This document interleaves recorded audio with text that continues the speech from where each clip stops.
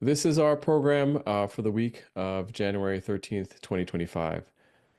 This week, we've come closer than ever to the prospect of an end to the current onslaught of military attacks by Israel against Palestinians in Gaza. A ceasefire deal was announced just a few days ago, and while it is time limited and has hurdles to cross before full implementation, it has been a cause for genuine celebrations in Gaza. Let's take a look at reporting from Middle East Eye on the ground to hear a little from Palestinians sharing their profound relief and hopes of a semblance of normalcy in the near future.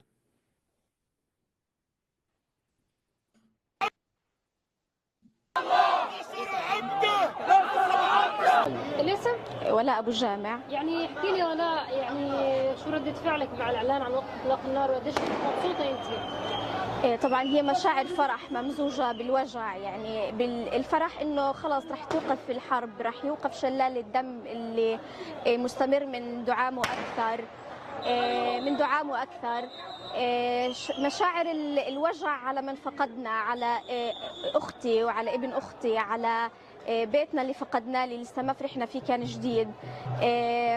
المشاعر مختلطة ما بين الوجع والفرح في نفس الوقت، لكن إنك تحس بالأمان بعد عام ونصف من الخوف والهلع والفزع يعني. طيب خبرينا شو أول حاجة أنت بدك تعمليها بعد الإعلان من الوقت، يعني بعد ما ترجع على بيتك؟ بصراحة أول حاجة بدي أعملها إنه بدي أجمع العيلة وأعزمهم على أكلة محترمة في ظل واقع المجاعة اللي إحنا بنعيشه وعشناه. رح تفتح المعابر، رح يفوت البضائع، رح تفوت الأكل والشرب، وإن شاء الله ترجع الحياة طبيعية إلى ما قبل الحرب. طبعا أول شغلة أنا كنت بفكر فيها إنه أعزم العيلة على أكلة محترمة وأعوضهم شوية من الحرمان اللي عشناه بالحرب. صح السفرة رح تكون ناقصة 2 من أفراد العيلة راحوا بالحرب، ولكن الحمد لله على كل حال. احكي لي عن شعورك بوقف إطلاق النار. أنا الآن صحيح مش في قمة السعادة، لأنه أنا سعيدة ومبسوطة أنه تم تحقيق وقف إطلاق النار، الشيء اللي احنا كنا بنتمناه من شهور عديدة بعد معاناة طويلة وأوضاع كانت صعبة عشناها بكل المقاييس بكل المفاهيم. حياة كانت لا تليق بحياة إنسان، لكن الحمد لله يعني توجت اليوم بإعلان وقف إطلاق النار، نتمنى أنه هو يتم على خير.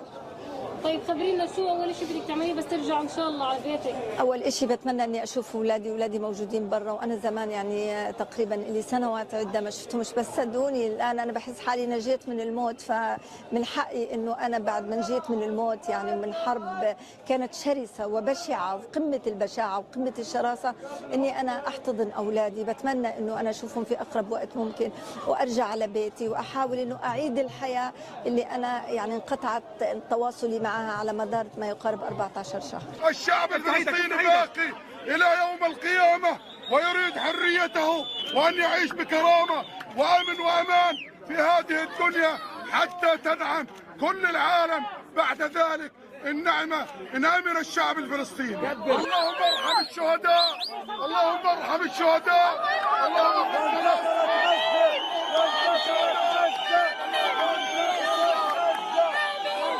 الشعور لا يوصف.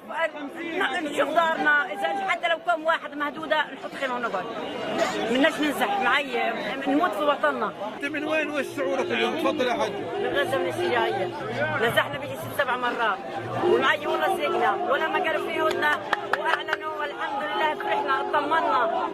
زال الالم شويه، صح الالم موجود بس والله يعني الفرحه ان شاء الله بتغلب على الالم. معي خلي اسرارنا يطلعوا، خلي المصابين يتعالجوا، معي الناس زهقت وخلي الاسعار تنزل، خلي الواحد يشوف يتنجى يشوف حاله، يطمن على اهله يطمن على عيلته، وان شاء الله غير الشجاعيه على طول لحد ما يكون الطريق فتح غير اروح على طول. شعور لا يوصف لا يوصف لا يوصف، قد ما اتكلم مش حقدر اوصفه. حاجة شو بتعمل اول ما تصير شجاعية؟ اول شيء بتعمل ايه؟ شوف دارنا بدي اشوف اخوتي، بدي اشوف اطمن عليهم. انتصرت غزة وانتصرت غزة وخاب من رهن على انتصار غزة وعلى شعب غزة ان ينتصر. نحن لا نرجع الا لله. Of course, the road ahead is far from what we might imagine to be peace, but it's impossible not to reckon with the magnitude of this shift and the effect it's having on Palestinians in Gaza, even as Israel continues to bomb and kill as many people as it can, leading up to the expected or hoped implementation of this deal. Samer, I'm looking forward to your breakdown today of what it took for this deal to happen, what will it take for it to be implemented, if at all, and what we can expect to happen in the 42 days of its implementation and when it expires, particularly what can be expected from a Trump administration that may have pushed this deal over the finish line or close to the finish line, rather, but has given every indication it's supportive of Israel's future plans and near future plans to annex the West Bank and to continue to diminish Palestinian territory. But before then, it's as good a time as any to bring back our slides from last March when you and I discussed the definitions and international norms for pauses and ends of military action in conflicts. As a reminder to everyone tuning in today, there is a spectrum of pauses in conflicts from the more temporary to the more permanent, and that includes things like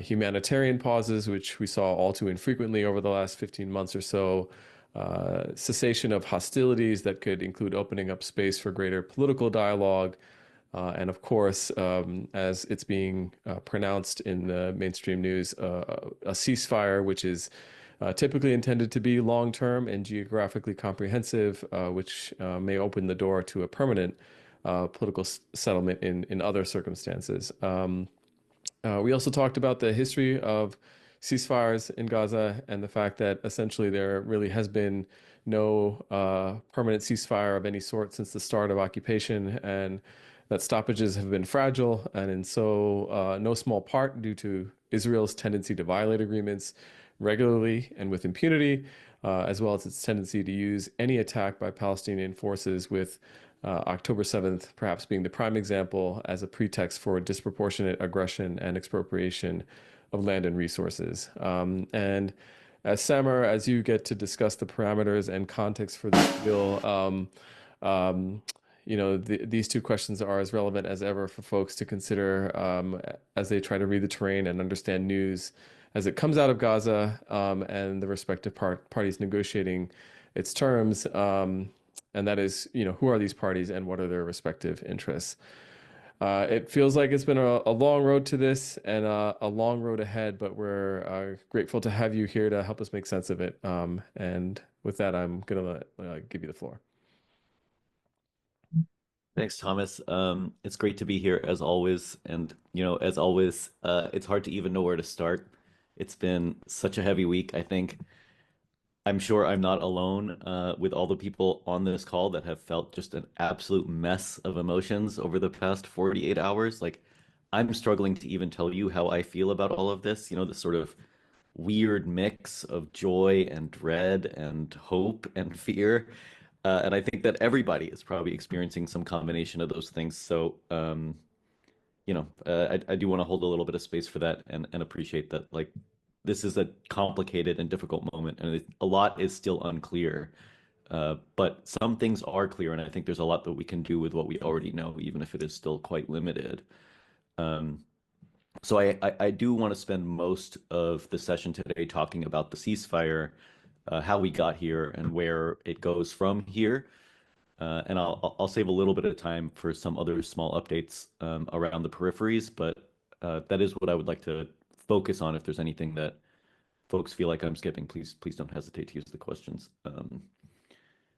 Just want to note right off the bat that the official death toll in Gaza has gone up by over 800 just since last Friday. A absolutely devastating week in terms of aerial bombardments and attacks in Gaza. And I should note that this, as far as I can see, Al Jazeera counter on the official death toll was updated on the 15th.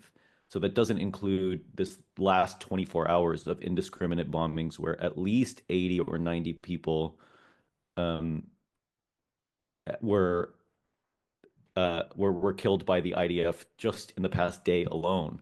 And this is something that, folks who have been following this stuff for a while have seen a lot. Anytime there appears to be a cessation of hostilities, Israel always ramps up its attacks to try to get in as much damage as it possibly can before any sort of agreement is signed. And I think we're going to be seeing that We've certainly seen it for the past day, and I think we're going to be seeing it for the next day or two as well until the agreement is fully ratified.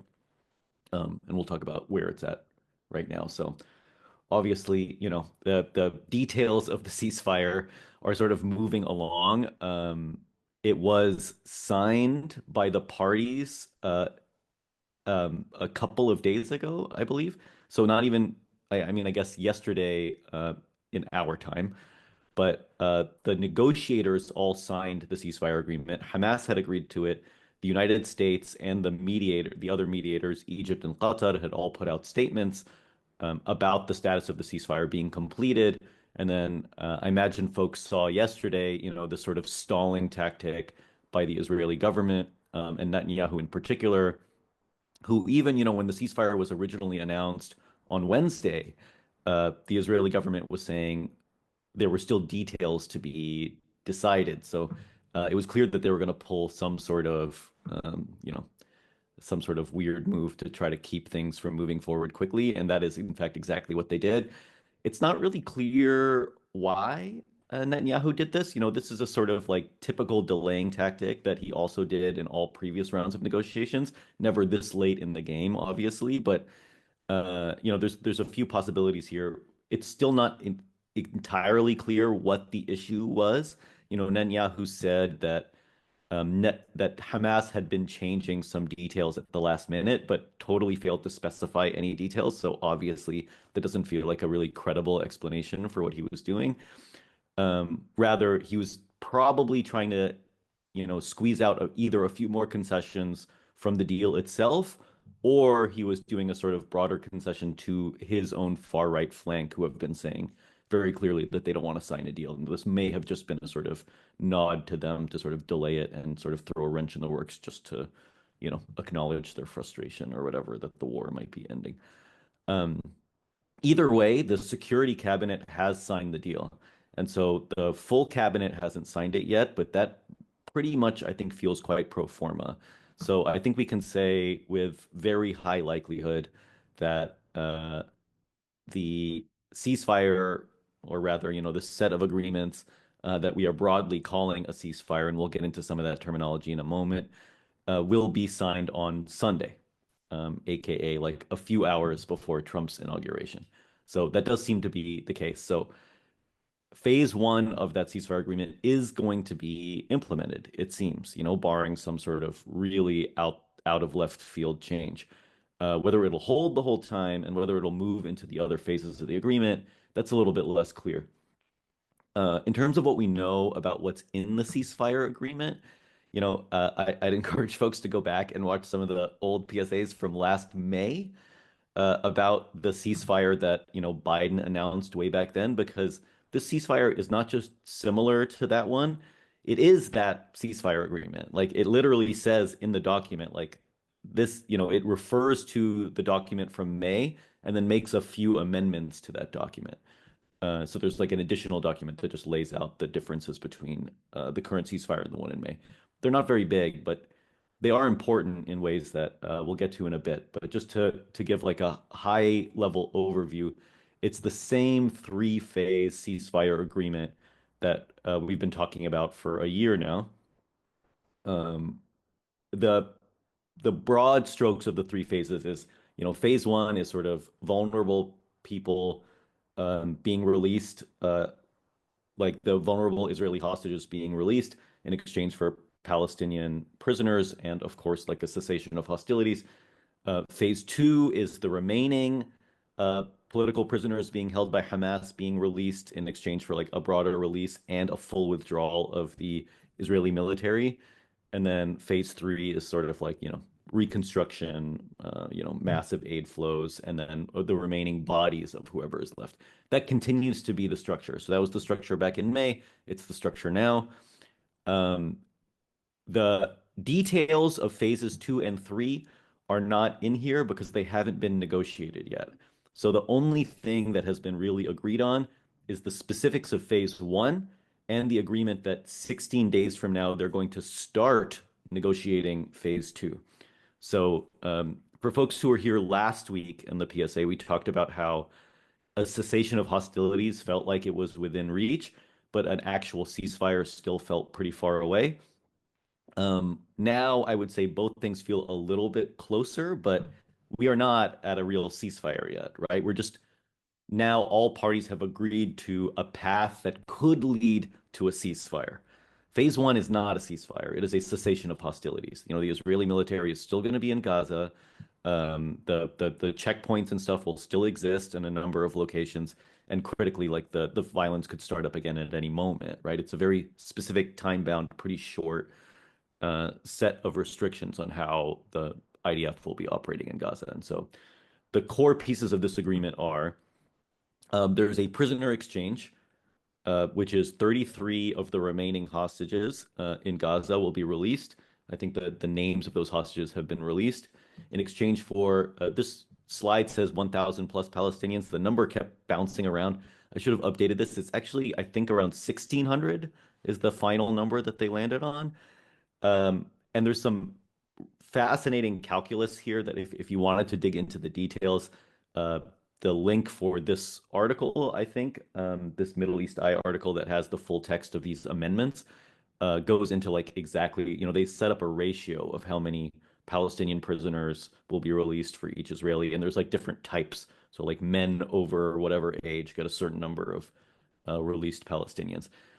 And this number of Palestinians seems high, right? 1,600 for 33. It's important to note that among the different things in here is 1,000 Palestinians being released who were arrested on or near October 8th, literally the day after the October 7th attack, who are not in any way connected to the October 7th attack. That's like very clearly specified in the agreement. So just 1,000 people that Israel rounded up basically without any charges. And obviously basically has been using those people as hostages. So it's not super surprising that they're being let go now because this was their purpose. In addition to that, there's some like longtime political prisoners, folks with life sentences. There's a lot here. I'm not going to go into a ton of detail now, but if folks have questions, let me know. And then the other big piece, of course, is the IDF withdrawal from population centers. There's been a little bit of debate about what constitutes a population center, but presumably this does mean that, for example, the historically highly populated areas of like Jabalia, Beit Hanun, Gaza City, all these areas that have been under this suffocating general's plan siege that we've been talking about for a few months now, where, that same area we talked about last week where the UN said that no aid deliveries have managed to get in for over 100 days. Presumably, the IDF is withdrawing from each of those cities. And that means that Palestinians are able to return to their homes. I'm shocked by this, given the sort of 180 flip from basically a campaign of utter annihilation and starvation in the north in particular, to sort of pull out and let people go back to those homes that they weren't allowed to be in. I'm waiting to see this actually happen, but presumably that is phase one. So if they're agreeing to it, that should start happening on Sunday. Palestinians will be able to return home by foot, right? They have to take a coastal road. And then there's one street that remains open, but requires a series of checkpoints and things. And then, of course, humanitarian aid being let in. And then I guess the last piece is that when the IDF withdraws from those population centers, they withdraw to not out of Gaza, but to the within 700 meters of the boundary.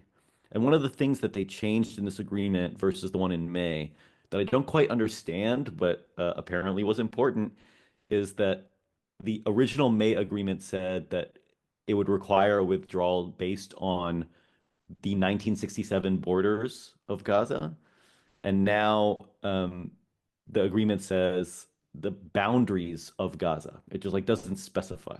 And so I don't know why or what that means. I don't know if there's some sort of annexationist implication there about like, maybe the Israeli consideration of what the borders of Gaza are different, for example. So that's definitely something to watch out for. And then there are 5 specific locations where the IDF is allowed to go further than 700 meters into Gaza. So those are the details of phase one. That should start being implemented on Sunday. And 16 days from Sunday, the negotiations for phase two will begin. It's not super clear whether or not Israel has any real interest in extending this into phases 2 and 3. it's hard to say, and it's hard to say what the different actors here want. And what I want to do is go into some of the different actors that are involved in this and why those actors sort of chose this moment for the ceasefire to come through. Like, why was there a breakthrough now versus a month ago or 6 months ago or 6 months in the future? Um, and so, yeah, I think it'll be useful to sort of go through the different actors involved here. Before I do that, I do want to note one more thing that's important about what has been agreed, which is also what's not in the agreement, right?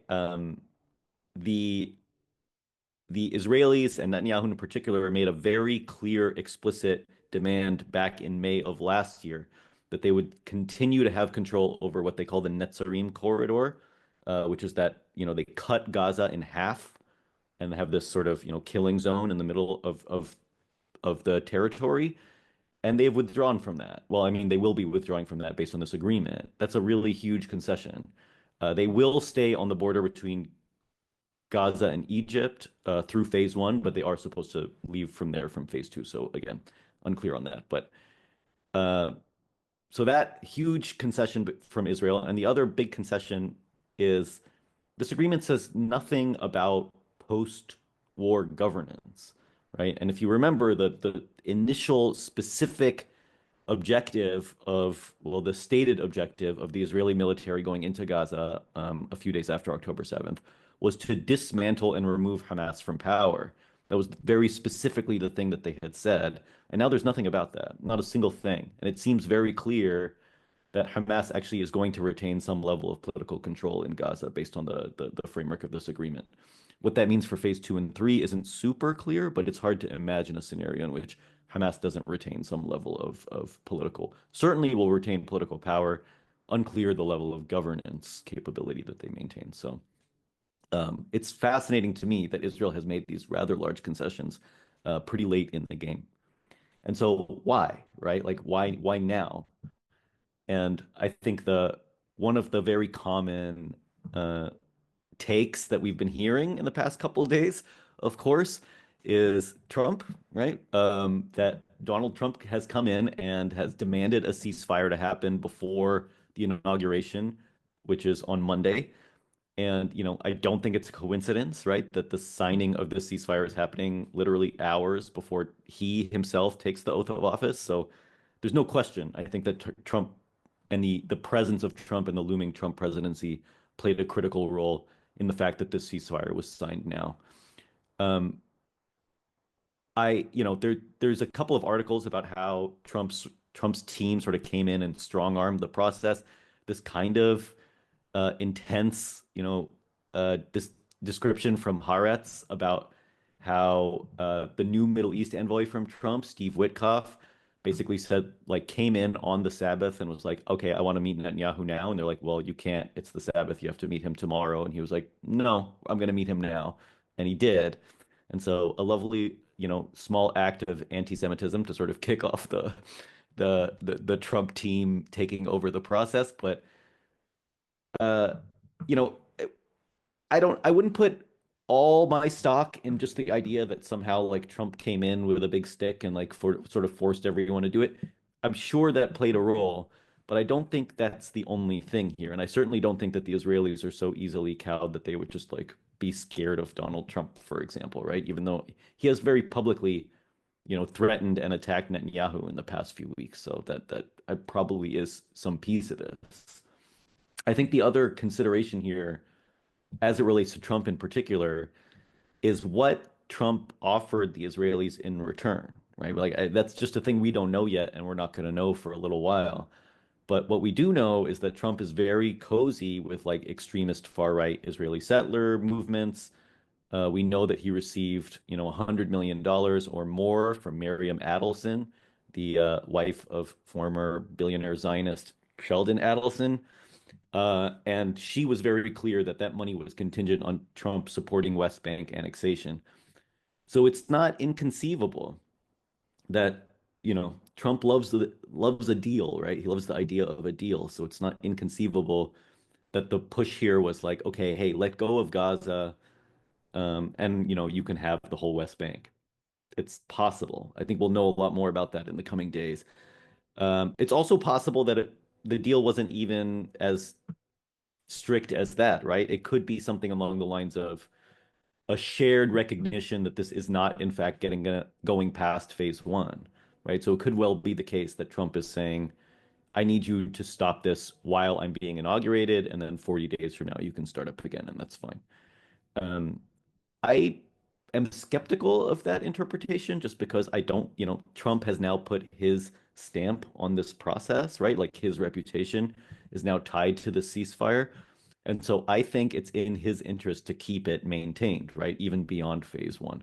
So I suspect, I don't know, or maybe I'm naively, optimistically hoping that there is, in fact, an incentive from the Trump administration to make sure that the ceasefire actually instantiates, right? That it moves from this cessation of hostilities into a real ceasefire agreement in phase two. I think part of that is also Trump's recognition, and I think we would be naive to not assume that Trump thinks this way, that Trump's took a big chunk of the anti-war vote in this election. I think he understands, right, that popular anger over the Biden administration's handling of Gaza was part of what won him this election. And I think he's, making some concessions towards that. I wouldn't be surprised if that was the case. So I think that's also probably in the mix somewhere. So no question, I think that Trump played a role in getting this done. Obviously not out of any love or respect or care for the Palestinian people, quite the contrary, but nevertheless, if Harris had won the election, I don't think we'd be where we are right now. Could be wrong, but it's hard to say. So that was the level of influence Trump had on the process. What about Biden? And I think everybody on this call probably knows that the answer is, what did Biden do here? Probably basically nothing. If anything, I think this whole process just shows the utter abominable failure of the Biden administration to move any of this forward in any meaningful way. Like, what an embarrassing fiasco. And I think, even in the sort of press statements that Biden and Blinken put out in these final days of the ceasefire being signed, Biden was very happy about crowing on how this was like his ceasefire agreement from May. And it was like, well, then why wasn't it signed in May, buddy? Like, why did you utterly fail to move anything forward in these intervening 9 months? And like suddenly Trump shows up, and of course things start to move because they actually put in some effort in a way that it was very clear that the Biden administration wasn't in any sort of way. So I think, if anything, this is a clear demonstration of the utter unwillingness of the Biden administration to move anything forward, and perhaps a recognition that they could have, right, if they wanted to. They just didn't want to, and they clearly didn't prioritize moving this forward, and that's partly what led to the situation that we're in. The only Biden-centric credible analysis that I've read is this forward opinion article that basically says not that Biden is responsible for doing this, but rather that Netanyahu, when he was finally ready or in a position to be able to sign a ceasefire, which, he had this like big cabinet reshuffle that we talked about back in September, where a series of more centrist, by Israeli standards, parties were added into his cabinet that gave him the sort of political leverage to get a ceasefire signed.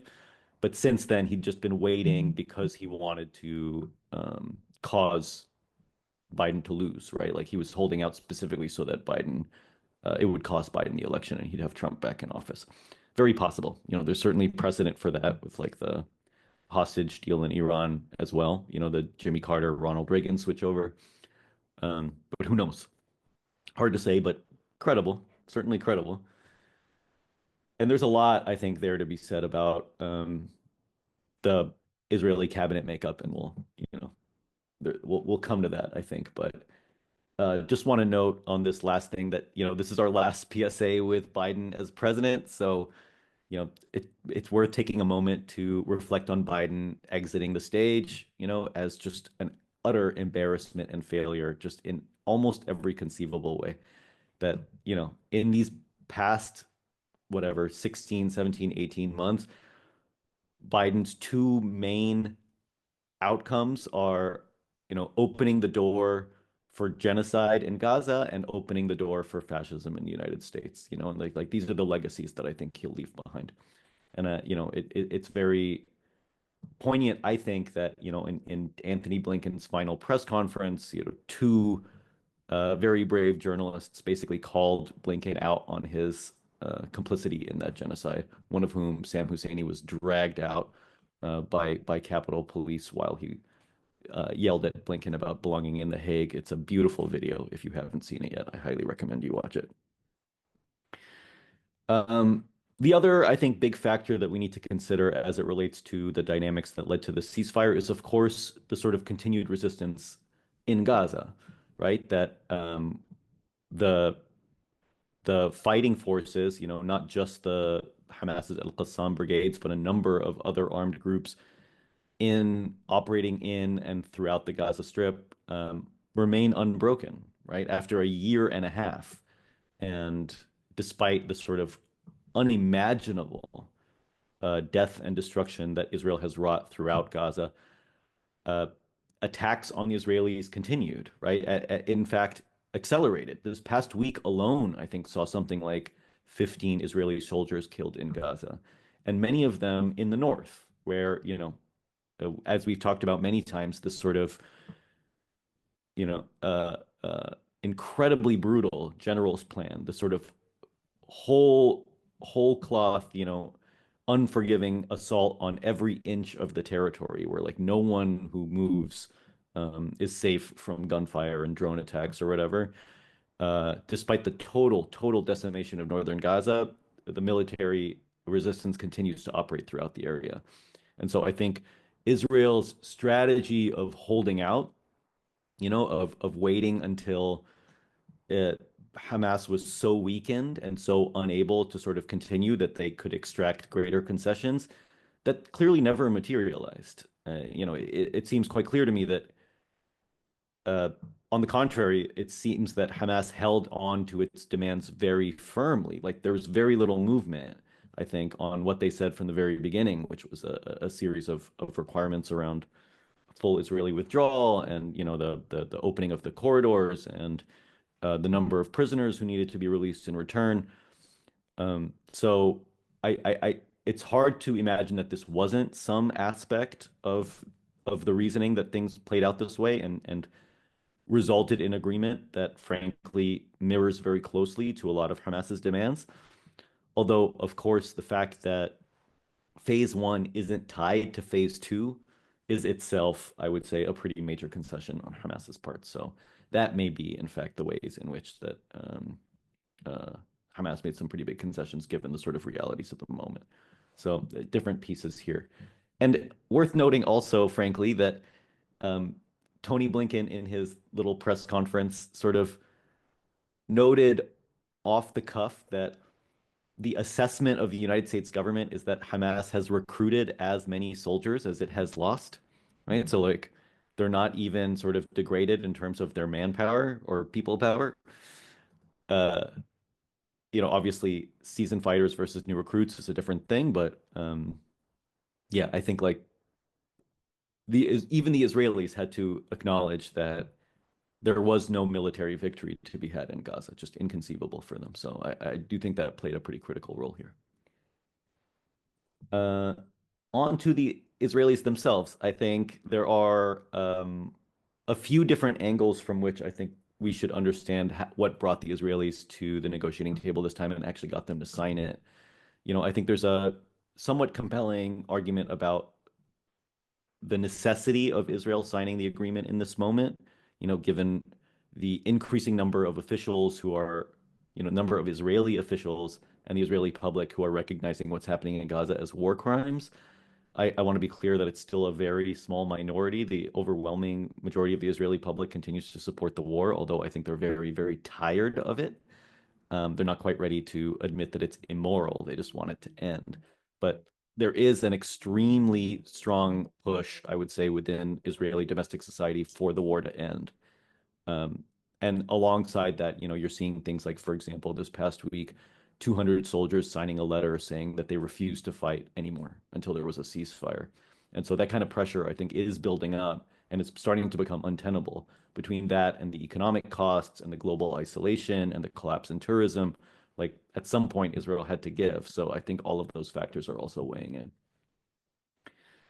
On the other side, I think, you also hear an argument that Israel came to the table and signed the agreement because it accomplished its objectives, more or less. Yeah, we have Itamar Ben-Gvir saying this week, basically acknowledging something that we've all known for quite some time, which is that he and the other far-right members of the coalition have successfully scuttled every ceasefire before this one, taking credit for making sure that none of the previous ceasefire negotiations ever succeeded.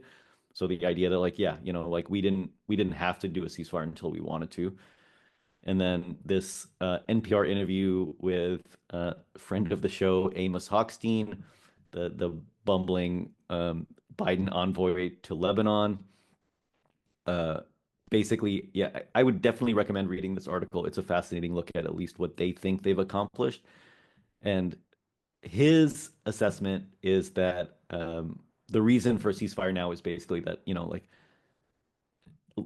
Israel has successfully degraded Hezbollah. Syria is no longer a threat. Iran has been cowed. And so because Israel has reasserted its sort of control over the region, that it was time for a ceasefire. Um, it's not untrue, right, that Israel has severely degraded many of its enemies in the region, but it also doesn't make a ton of sense to me that if Israel was feeling strong about that ability, that it would do so, like, say, 10 days before the ceasefire in Lebanon is about to expire and doesn't appear to be likely to continue. So we'll talk about some of the Lebanon stuff in a bit, but just to say that I think that this argument is a bit overstated, although, it is probably critical for the Israeli government to be able to sell to the public the idea, they're going to claim victory and use that as a pretext to sign this ceasefire, despite the fact that the objectives of, again, the stated objectives of Israel going into Gaza, excuse me, dismantling Hamas, getting the hostages out,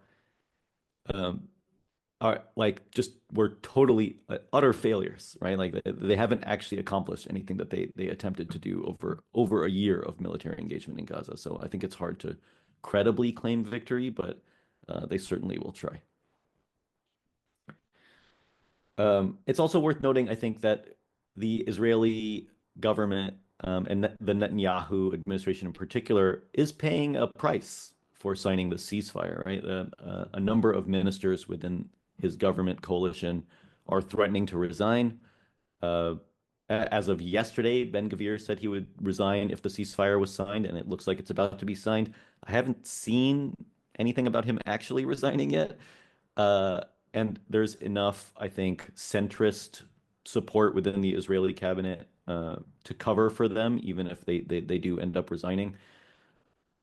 I am skeptical about the resignations. It may well be that Ben-Gvir resigns, but I don't think that all the hard writers, so particularly him and the other main one, Bezalel Smotrich, the hard right coalitions in Israel are very deeply tied to the Likud party, and their political fortunes are very tied to the Likud party.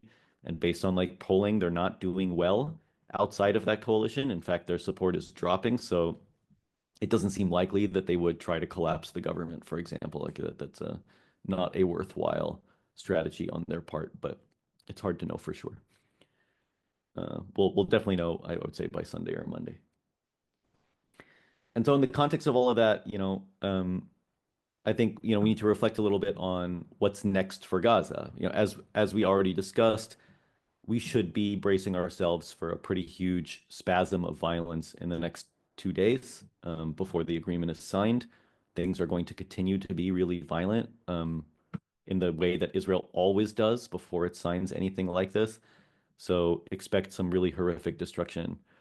And even when the thing is signed, expect a series of repeated violations, because I don't think I've ever seen the case where Israel just holds to whatever it's agreed to. It always tries to sort of push around the edges and see what it can get away with. So I suspect that will also be the case, and we should probably be ready for that. And then thirdly, of course, even if it is signed and even if the cessation of hostilities comes into effect, and even if we get to phase two, there's so much work to do, right? There's so much that Gaza needs at this point. We've been so focused, understandably, on the genocide, on the death, on the carnage, but it's going to be hard to look, you know, to turn our attention from trying to stop more devastation and then turn our attention to the devastation that's already there. It's, you know, I think a few of us have already sort of started to experience what it feels like just to really look at and sit with the scale and the immensity of the loss already. And that's going to be hard. And rebuilding is going to be really, really hard. You're talking about a really enormous task of rebuilding, you know, a completely shattered social structure, right, and infrastructure that largely no longer exists. So we're talking about a decades-long effort to get Gaza back, at least to where it was, and hopefully beyond. And of course, I think that's going to take a lot of political will here and in other places. And just to say, like, you know, also we should think about what's next for us in the context of this ceasefire moving forward. It's important, I think, to understand that we are operating in a circumstance where there are big political shifts that have happened in the United States that we haven't fully grappled with yet. There's a fascinating interview in the Times of Israel with the outgoing Biden administration ambassador to Israel, Jack Lew, who himself says, again, Biden's ambassador to Israel, that that the war, like the Israeli genocide, he obviously doesn't call it that, but that war and Biden's support of it may well have cost the Democrats the presidential election. And you know that it's a wild thing to hear coming from him. And it's sort of confirmed in this YouGov IMEU poll that came out this week that perhaps some folks saw. It was certainly making the rounds, that showed, you know, they asked people who voted for Biden in 2020 but did not vote for Harris in 2024, like, why? Why did you abstain from voting, or why did you vote for somebody else? And the number one reason was the war in Gaza, by a pretty hefty margin. 29% of people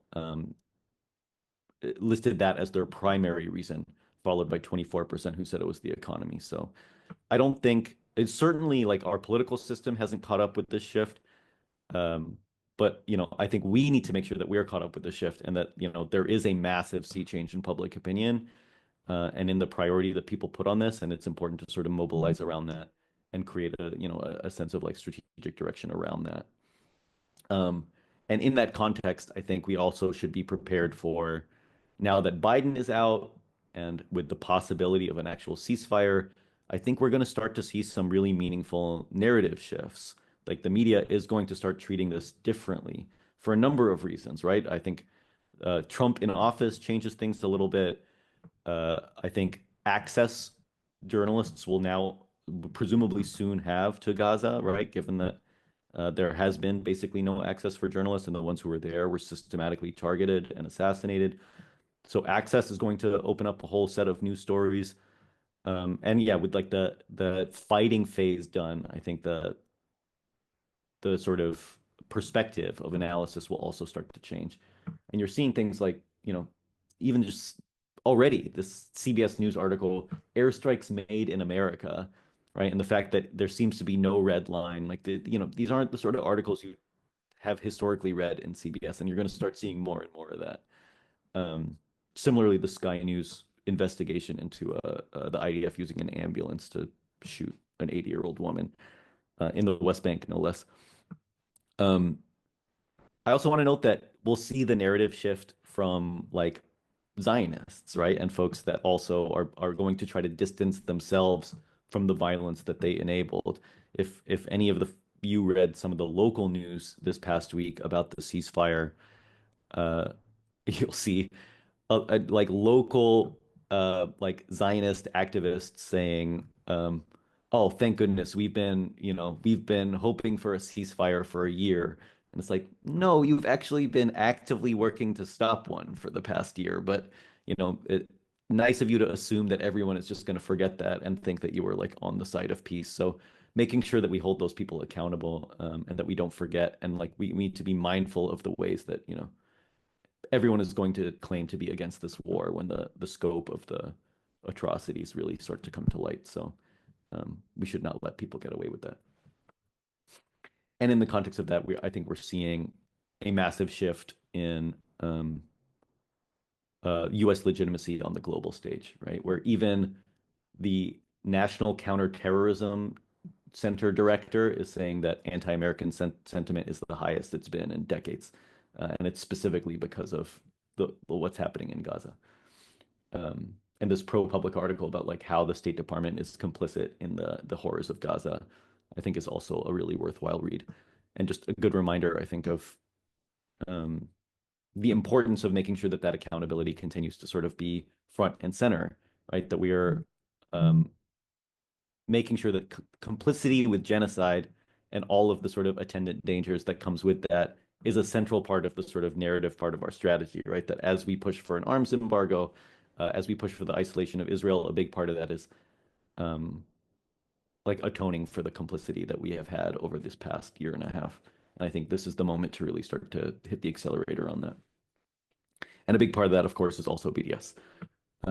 Some exciting BDS wins, as we do every week, and then also just from the BDS national movement, an article specifically about how this is the moment to escalate BDS pressure with the signing of a ceasefire, right? Like this is how we capitalize on some of those gains.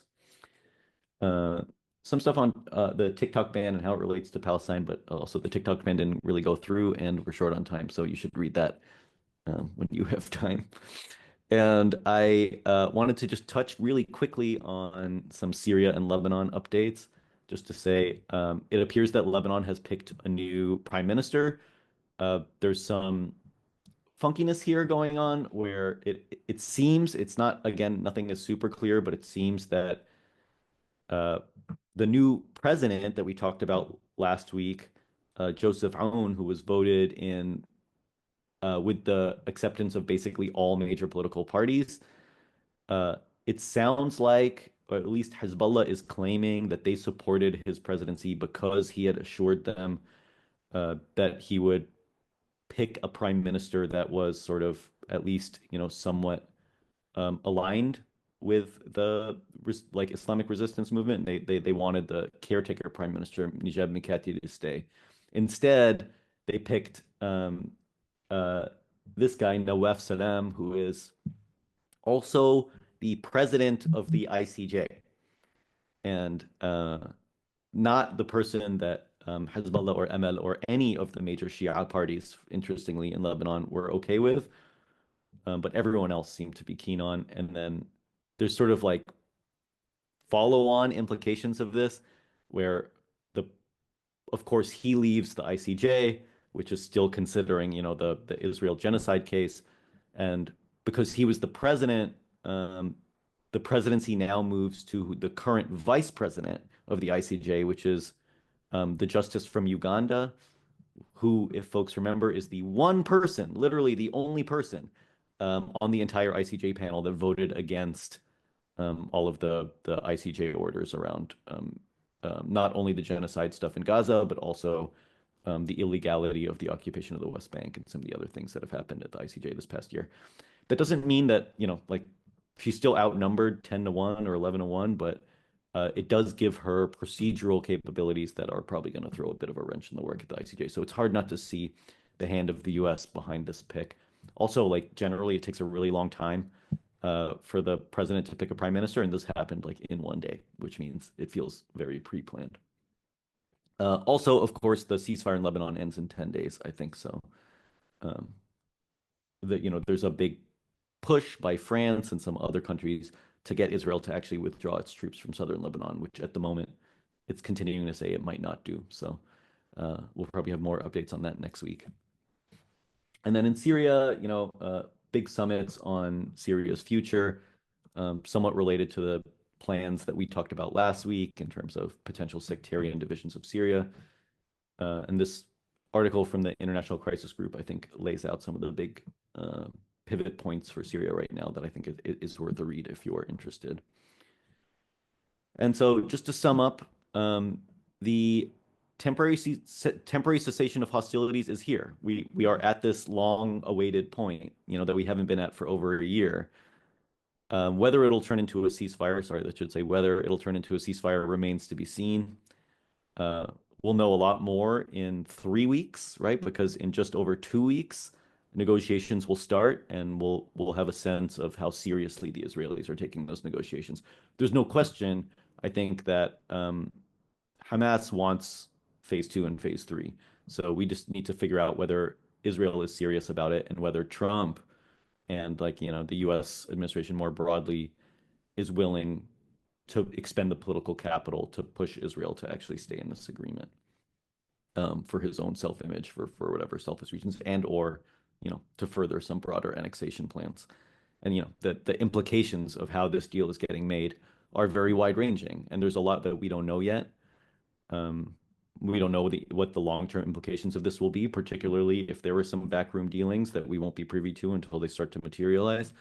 But regardless, I think we should take a moment to appreciate this reprieve, right? The 6 weeks of potentially no fighting, or at least very little, is really important and really needed. The Palestinian people have been through so much, just an unimaginable, truly unimaginable level of devastation and horror. And so even just a 6-week break, I think, is a really big deal. And there's a possibility that this could actually be an opportunity for healing and rebuilding. And let's all pray that that's what it ends up being. And I want to take a moment to reflect on the fact that many factors led to this moment. We went through a lot of the different actors involved and how the sort of, the actions of the resistance and the changes in Israel and the, U.S. political scene have all led to this outcome. But we also led to this outcome in a really critical way that I think it's important not to overlook, that the sort of global movement against this genocide created a sense of pressure that I think has been never seen before at this level, and at this level of impact and across the global stage, right? Not just the United States, but everywhere. And there's no question in my mind that the contours of this agreement would look very different were it not for that movement. And there's a lot there that it's hard to see specifically, but there's a lot there that we accomplished, and there's a lot I think that we should take a moment to reflect on as we consider what we have to do going forward. And there's a lot ahead. And yeah, given that we're in a moment where I think the narrative and circumstances are about to change, it's important for us to capitalize on that, right? We've been talking about a ceasefire for a long time. We may or may not be there. These next 6 weeks are going to be really critical in determining that. But if it does come through, that doesn't mean the work is over. It just means we're in the next phase of the work for Palestinian freedom, dignity, and liberation. And we need to be ready to capitalize on those changes and really push, particularly given the increased repression that we'll be facing starting 3 days from now. And wanted to flag a couple of upcoming events. Of course, there's the Gaza protest. Oh, sorry, that's the wrong flyer. There's a Gaza protest on Sunday. I'm sure Annie or somebody can find the right one and post the link in there. Sorry about that. And then also next week, the MLK Week of Action, starting with the rally on the 20th on Inauguration Day. So I hope to see some of you at both of those events. There's a series of other things happening too. And if you want to know about the different things that are happening in the coming weeks, please do check out the AROC calendar at bit.ly/Gaza events. You can get text updates on what's happening by texting PSA to 833-633-0604. And check out the Palestine Media Tracker at palmediatracker.com for the articles that inform a lot of this analysis. You can sign up at palmediatracker.com/signup. And I think that's it. Right in time, Samara. Thanks again. There are, a few questions in the Q&A, and hopefully we can stick around for a few minutes just to get to some of them. But I also wanted to just note, one of the top questions was just about the prospects of humanitarian aid getting in. I think that's one of the most pressing things in this period of a cessation of hostilities. I have only seen a barrage of statements from UN agencies, international humanitarian relief organizations, just kind of emphasizing the critical importance of that aid, which has been delayed and obstructed and we've talked about this on the program multiple times. I don't know if you have any updates on it, but I do think it'll be something we cover over the next couple of weeks, especially if there's implementation, monitoring whether and how aid is getting in and out of Gaza, not just for the long-term rebuilding, but just for the immediate needs, medical needs, and health and disease issues that those who are still in Gaza are contending with. Yeah, absolutely. And, just to say, there are some very specific aid requirements in the agreed upon, phase one piece. I think it's 600 trucks per day, which is That's right. not nearly enough, but, compared to what it has been for the past year, is a significant improvement. In terms of whether or not Israel will actually let them in, it's hard to say, right? Like there's a monitoring body that's monitoring the ceasefire, and it's the U.S., Egypt, and Qatar. So at least it's not the U.S. alone. So hopefully there will be some accountability there. And then there's, of course, the question of when they do get in, are they able to actually, navigate the security environment and get there? I frankly wouldn't be surprised if it was safer for aid convoys now with the absence of the Israeli military, given that A, they've been the ones that have been murdering aid workers, and B, they've been the ones that have been like facilitating the looting. So it's possible that that'll make the situation better, but yeah, we'll know more soon. Yeah, and on a final note, I can't believe on the week when Sam Hussein and Max Blumenthal get ejected from the White House press conference, you have the audacity to call Amos Hochstein a friend of the program. I will say friend of the program for the worst people. Yes, exactly. All right, folks, we'll be back next week. We'll stick around for a few minutes, play some music, and try to answer some of the Q&A. But thanks for joining. And for those that are new, the recordings are available on CPE's YouTube channel. Please like and subscribe there, and also share with friends and comrades. Thanks again, and we'll look forward to being with you all soon.